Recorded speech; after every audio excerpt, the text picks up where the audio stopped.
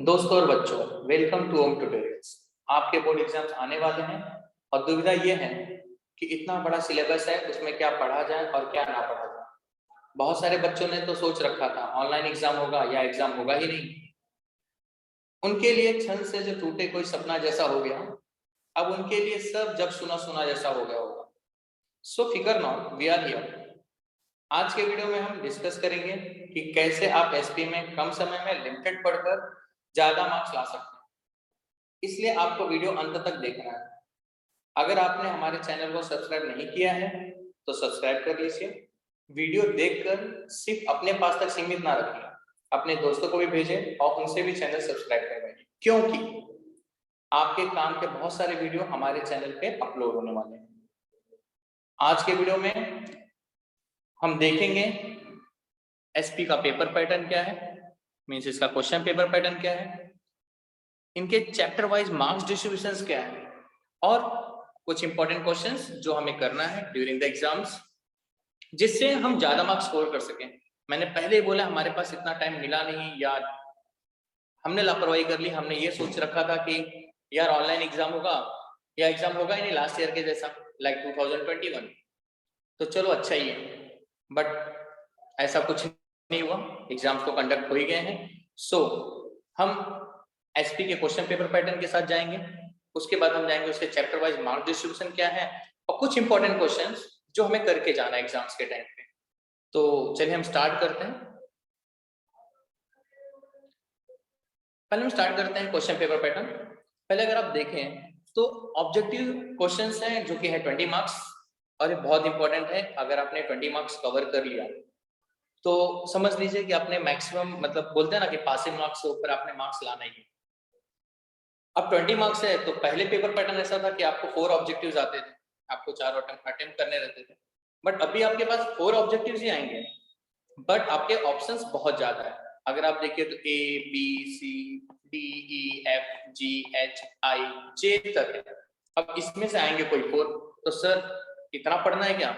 नहीं, लिमिटेड कर लेते हैं थोड़ा। अब देखिए जो मुझे लगता है, मेरा पर्सनल व्यू ऑफ पॉइंट ये है, इसमें आपको करना चाहिए select the correct option and write them, match the pair कर लीजिए, ये वन वर्ड्स कर लीजिए, ट्रू फॉल्स कर लीजिए और फाइंड ऑड वन आउट कर लीजिए। और अगर एक्स्ट्रा टाइम बचता है तो मैं तो बोलूंगा ये पूरा कर लीजिए, क्योंकि कहीं ना कहीं आपको ये किसी ना किसी पॉइंट पे क्वेश्चन आंसर्स में या कहीं ना कहीं आपको यूजफुल हो जाएगा। बट अगर आप लिमिटेड जाना चाहते हैं तो ऑब्जेक्टिव टाइप क्वेश्चन में जो 5 इंपॉर्टेंट मैंने दिए हैं उसको आप कंफर्म करके जाइए एग्जाम में। उसके बाद जो आता है question number 2, that is explain the following terms and concept. Sir इसको हम पढ़े कहां से? तो इसको पढ़ना कहां से पता है आपको? इसको पढ़ना है जो मैं इंपॉर्टेंट क्वेश्चंस दूंगा उसके अंदर। वो इंपॉर्टेंट क्वेश्चन अगर आपने कर लिया तो कहीं ना कहीं क्वेश्चन नंबर 2 से क्वेश्चन नंबर 8 तक आपके सारे क्वेश्चंस, एक्सेप्ट मैं क्वेश्चन 7 की बात कर रहा हूँ, ठीक है, सारे के सारे क्वेश्चन कहीं ना कहीं कवर होंगे। Explain the following terms means क्या क्या पूछेगा एक्सप्लेन द फॉलोइंग टर्म्स में? तो कहीं ना कहीं पूछ लेगा इक्विटी शेयर क्या है, व्हाट इज रिटेन्ड अर्निंग, तो यही सब पूछेंगे। तो वो मेरे बाकी इंपॉर्टेंट क्वेश्चन में वो चीजें आपके लिए कवर हो जाएंगी। इसके बाद सिलेबस में ये भी एक नया है, क्वेश्चन नंबर 3 जो है, study the following case situation and express your opinion. इसके लिए आपको उन क्वेश्चन को, फिर से मैं बोलूंगा, उन्हीं क्वेश्चन पे ज्यादा फोकस करना है, ठीक है। और कुछ चैप्टर्स है जिसको आपको ज्यादा फोकस करना है, अकॉर्डिंगली उसमें से ही वो आने वाले हैं मैक्सिमम।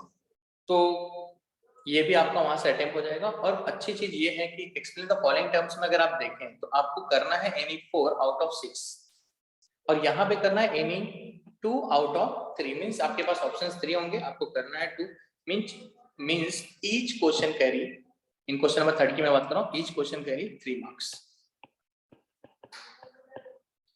उसके बाद आता है क्वेश्चन नंबर 4, डिस्टिंग्विश बिटवीन। मेरे हिसाब से हमारा स्कोरिंग क्वेश्चन है।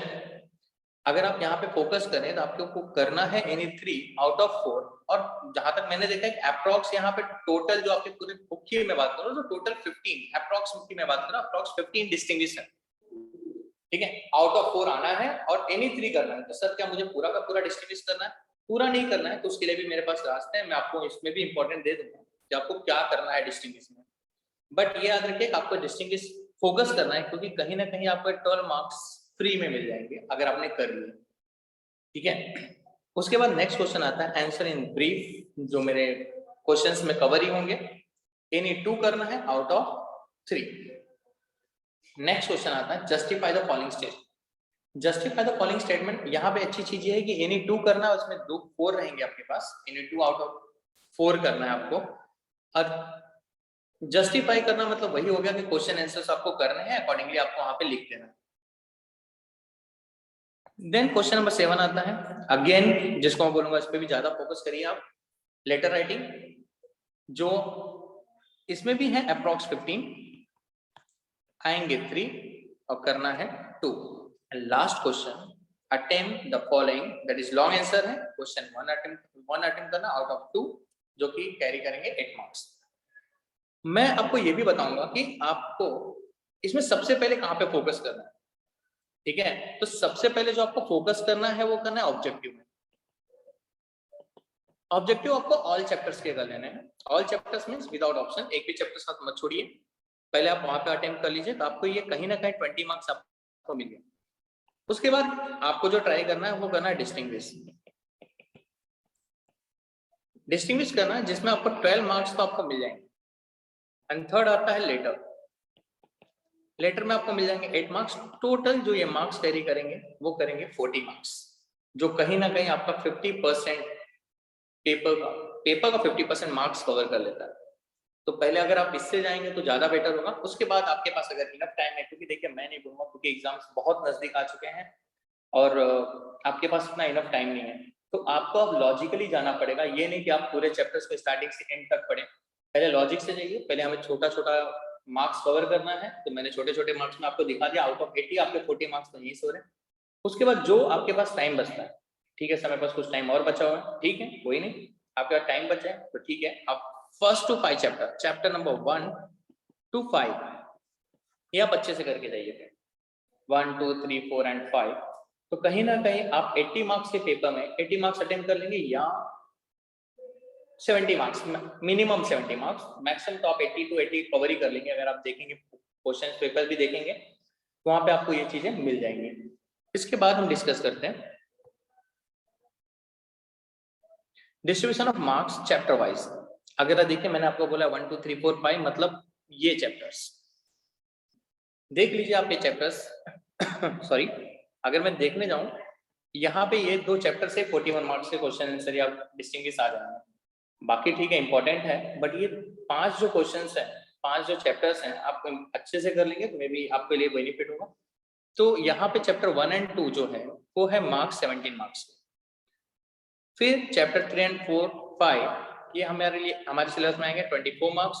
6 7 एंड 8 ये 13 मार्क्स है। ये 13 मार्क्स क्या है आपको याद होना चाहिए, इसमें जो है 8 मार्क्स का लेटर है, ठीक है। उसके बाद है क्वेश्चन सॉरी चैप्टर नंबर 9 जो है 7 मार्क्स एडवांटेज है। पेमेंट ऑफ डिविडेंड इंटरेस्ट, यहाँ पे मेरे हिसाब से आप interim dividend, final dividend, interest and dividend ये सब पढ़ के जाइए, आपको चैप्टर कवर हो जाएगा। उसके बाद है financial market, that is chapter number 11 and 12 जो कैरी करता है आपके 10 मार्क्स। अब देखेंगे आपको टोटल मार्क्स, जो टोटल पेपर है वो 80 मार्क्स है और मार्क्स विद ऑप्शन वो है टोटल 116 मार्क्स, ठीक है। तो मेरा तो कहना ये रहेगा कि पहले आप, जैसे मैंने पहले भी बोला अभी थोड़ी देर पहले, आप ऑब्जेक्टिव पे जाइए, उसके बाद आप जाइए डिस्टिंग्विश पे जाइए, उसके बाद आप जाइए लेटर पे, उसके बाद सर मेरे पास टाइम बचा गुड, अच्छी बात। अगर आपके पास टाइम बचा है आप जाइए चैप्टर नंबर 1 2 5, उसके बाद भी सर मेरे पास टाइम बचा है, ठीक है यूटिलाइज करिए टाइम आप। तब आप जाइए चैप्टर नंबर 10 जो कि इंपॉर्टेंट है डिस्टिंग्विश के नजरिए से भी। डिस्टिंग्विश ऑलरेडी आप कर रहे हैं तो आपको कहीं ना कहीं सारे क्वेश्चंस मिल जाएंगे। और मेरी बात एक ध्यान से सुनिएगा, आपको कोई भी क्वेश्चन छोड़ना नहीं है। आप बोलेंगे सर कोई क्वेश्चन नहीं छोड़ना है तो क्या कहानी लिख के आना है? नहीं, कहानी नहीं लिखना है। आपने डिस्टिंग्विश तो पढ़ा है ना, कहीं ना कहीं किसी ना किसी से रिलेटेड कुछ ना कुछ टॉपिक आपने पढ़ाई है, तो आप क्वेश्चन को अटेंड कर लेंगे। और बात रही दूसरी, अगर आपने मेरा पूरा वीडियो देख लिया एंड तक तो आपको एक्स्ट्रा पढ़ने की जरूरत ही नहीं पड़ेगी, ट्रस्ट ऑन मी। ठीक है। अब इसके बाद जो हमारा नेक्स्ट है वो है जो मैंने आपको पहले बोला था कि मैं आपको दूंगा इंपॉर्टेंट डिस्टिंग्विश्ड भी दूंगा। आपके पास 15 है, मैं उसमें से 11 दे रहा हूँ, बट इन 11 भी आपको पहले प्रायोरिटी किसको देनी है वो भी मैं बताऊंगा। तो देखिए, अगर टोटल 11 डिस्टिंग्विश्ड जो मैंने दिया पहले वो देख लेते हैं। मैंने दिया shares and debenture, equity share and preference share, owned capital, borrowed capital.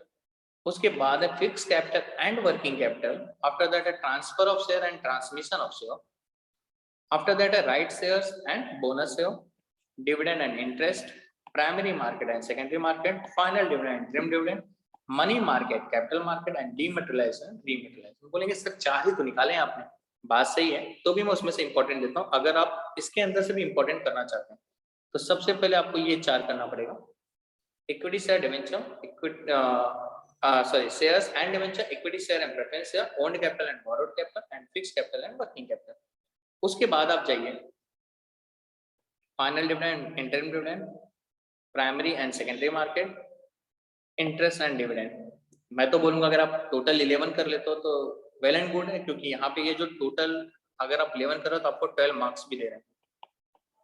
ठीक है। और सबसे बड़ी बात है कि ये इंपॉर्टेंट जो डिस्टिंग्विश है, इसके अंदर सर हमें पॉइंट कितना लिखना है। सब बहुत सारे बच्चों का क्वेश्चन होता है कि सर इसके अंदर कितने पॉइंट्स लिखेंगे तो हमें 4 मार्क्स मिल जाएंगे। ठीक है, तो आप यहाँ पे जो पॉइंट्स लिखेंगे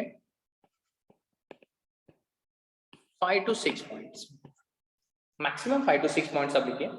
अगर आपने 5 to 6 पॉइंट्स लिखा है तो ट्रस्ट ऑन मी, आपके 12 मार्क्स में से आप 1 मार्क्स भी आप लूज नहीं करने वाले इन एग्जाम। ठीक है। उसके बाद हम जाते हैं important letters. Sir important letters क्या है, आपने बोला टोटल 15 लेटर्स से। देखिए यहाँ पे मैंने बहुत शॉर्ट किया हुआ है इंपॉर्टेंट लेटर। टोटल मैंने आपको 8 इंपॉर्टेंट लेटर्स ही दिए हुए हैं।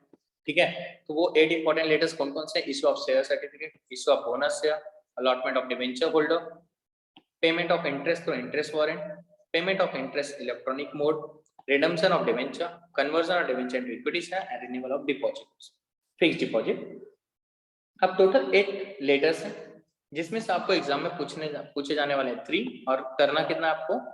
आउट ऑफ 3 आपको अटेम्प्ट करना है 2, और इसके मार्क्स हैं टोटल 8 मार्क्स।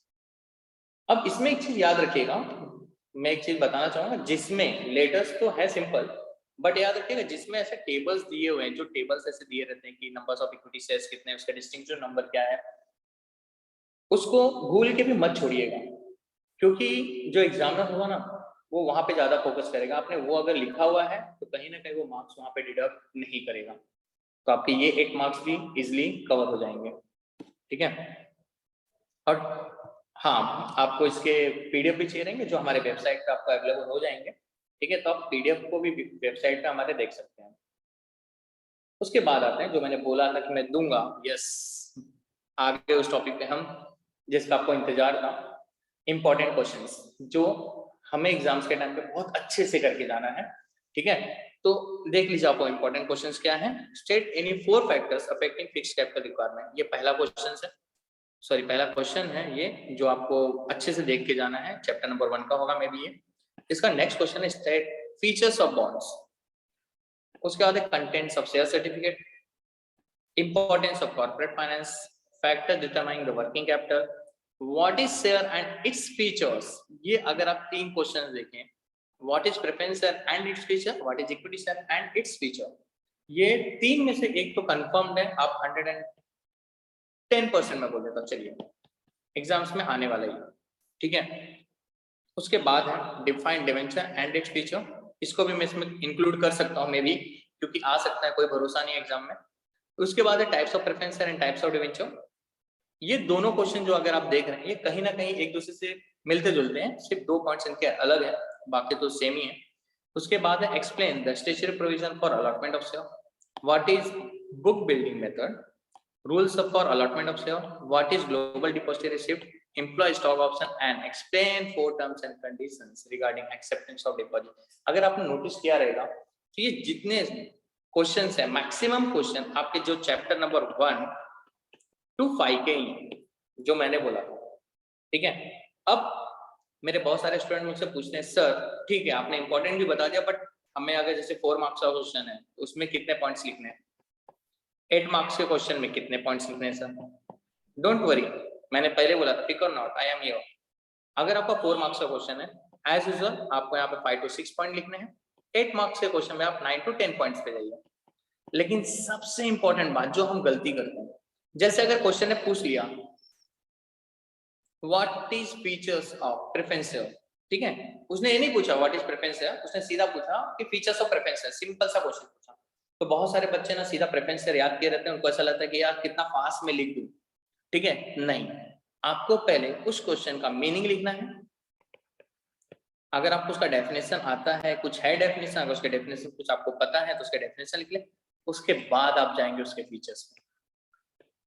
तो ये क्या दिखाता है कि आपने क्वेश्चंस या आपने चैप्टर, आपने एसपी को बहुत अच्छी तरीके से पढ़ा, तो उसमें मार्क्स कैंसिलेशन के चार्जेस बहुत ही कम हो जाते हैं, सॉरी चांसेस कम हो जाते हैं, और आपको अच्छे मार्क्स भी मिलते हैं वहां पे, ठीक है।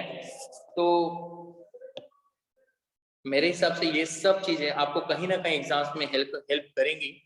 अगर आपको हमारा ये वीडियो पसंद आया हो तो इसे शेयर करें, कमेंट करें और हमारे चैनल को सब्सक्राइब करना ना भूलें, जिससे आपको आने वाले वीडियो का भी नोटिफिकेशन मिलता रहे। And finally last, all the best for your board exams and thank you.